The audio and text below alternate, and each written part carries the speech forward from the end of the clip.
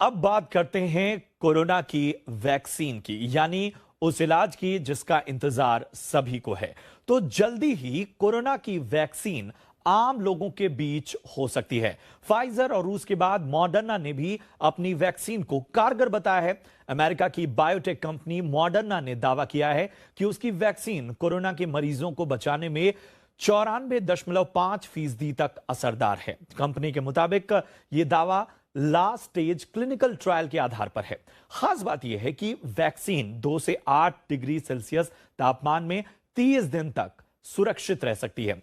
Moderna से पहले Pfizer की वैक्सीन भी 90% प्रभावी इसका दावा था और यह साबित हुई थी। इमरजेंसी इस्तेमाल के लिए यूएस एफडीए से जल्द मंजूरी संभव भी है। मॉडर्ना फाइजर के अलावा रूस ने भी अपनी वैक्सीन को बहुत पहले प्रभावी बताया था।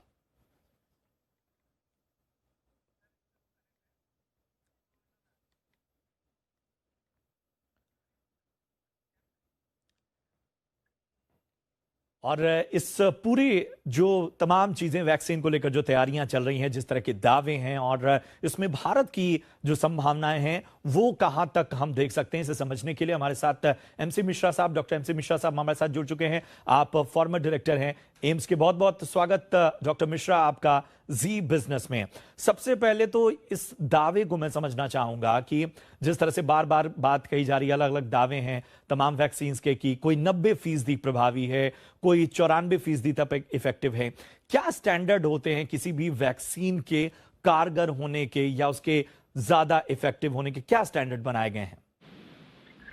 देखिए, ये जो इफेक्टिवनेस है ये अपनी जगह ठीक है, चाहे 94 हो चाहे 90 हो, अच्छी बात है, ये खबर अच्छी है।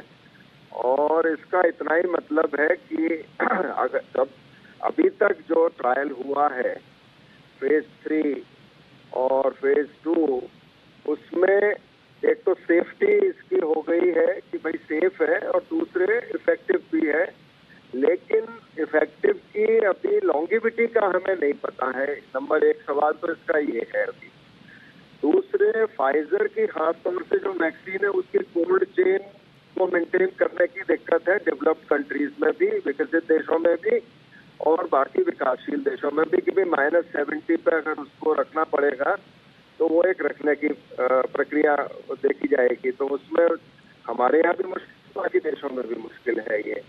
तीसरी बात ये है कि इसमें कितनी सेल मीडिएटेड इम्यूनिटी डेवलप हो रही है, टी सेल प्रोटेक्शन कितना बिल्ड हो रहा है और एंटीबॉडीज कितने दिन में बन रही हैं और उनकी क्षमता कितने दिन रहेगी, ये सबसे बड़ा प्रश्न है। फिर डोजेज इसकी तय हो गई है, लेकिन क्या सारे एज ग्रुप्स में डोजेज तय हो गई है?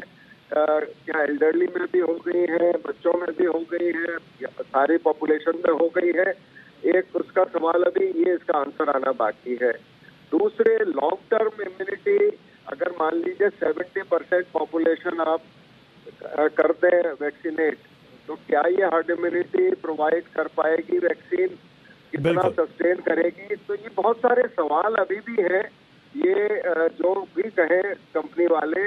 और दूसरा, अभी काफी इसकी और रिगरस जो डीसीजीआई हमारे यहाँ है या यूएस एफडीए है, ये अभी इसका रिगरस एनालिसिस होगी डेटा की, उसके बाद ही इसको अलाउ कर सकते हैं अर्ली इमरजेंसी सिचुएशन मान के कि भाई अभी पैंडेमिक की सिचुएशन है।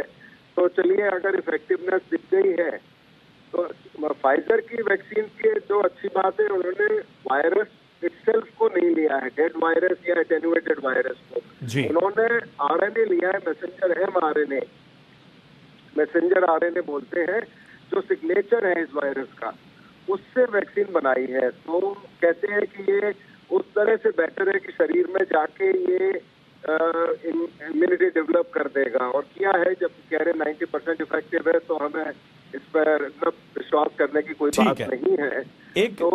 एक उम्मीद वाकई नजर आ रही है। लेकिन जैसा आपने जिक्र किया कि बहुत सारी चीजें हैं और बहुत सारे ऐसे प्रोटोकॉल्स हैं और जिस परमिशंस हैं उन्हें देखा जाएगा इमरजेंसी लेवल पे भी। अगर ये चीज इनकी इफेक्टिवनेस को देखते हुए तय कर दी जाती है कि इसे तुरंत उतारा जाए, फिर भी भारत के लिहाज से कब तक उम्मीद करें हम, कितना समय लग सकता है, किस तरह की हिस्ट्री रही है वैक्सीन की इस तरह से इंपोर्ट होने की या डिमांड पूरी होने की?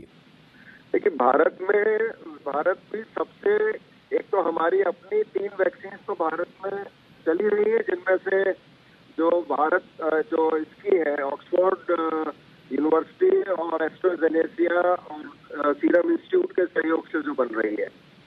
उसके अलावा भारत बायोटेक आईसीएमआर एनआईवी के सहयोग से जो वैक्सीन बन रही है उसका फेज 3 ट्रायल की परमिशन हो गई है। ये जो है कोवैक्सीन जो ऑक्सफोर्ड और सीरम इंस्टीट्यूट वाली है, इसके फेज 3 ट्रायल भी चल रहे हैं और संपन्न होने वाले हैं यूके की जो है।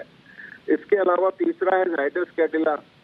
और तो इस प्रकार से करीब 9-10 कैंडिडेट वैक्सीन के इस समय ऐसे हैं चाइना को छोड़ के जो काफी एडवांस स्टेज में है। लेकिन उसके बावजूद ये जो सवाल मैंने बताए, इन सवालों के जवाब ढूंढने में समय लगता है और इसीलिए जब तक हम 6 महीने का फॉलोअप कम से कम न करें तब तक इफेक्टिवनेस पूरी तौर से इसके सामने नहीं आएगी। अभी शॉर्ट टर्म में इफेक्टिव देखी गई है, लेकिन क्या इन्फेक्शन को एक्सपोज होने पे नहीं होगी बीमारी, इसके लिए अभी और समय देना पड़ेगा इसको और फॉलो करना पड़ेगा। एंटीबॉडीज के टाइटर्स को हर महीने या 3 महीने 6 महीने पे देखना पड़ेगा कि वो टाइटर सस्टेन कर रहा है कि नहीं कर रहा है।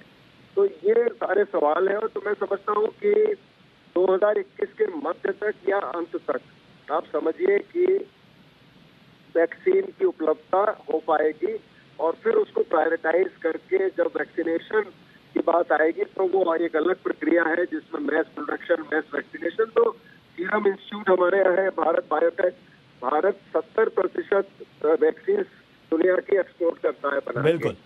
तो सारी कंपनी चाहे वो स्पुतनिक हो, मॉडर्ना की भी बातचीत चल रही है। एक बहुत ही बेहतर तरीके से आपने इसके चैलेंजेस और क्या क्या इसकी अभी सीमाएं हैं, बाध्यताएं हैं, इन सब पर बहुत ही विस्तार से बताया। बहुत बहुत शुक्रिया करेंगे डॉक्टर MC मिश्रा साहब इस खास बातचीत के लिए।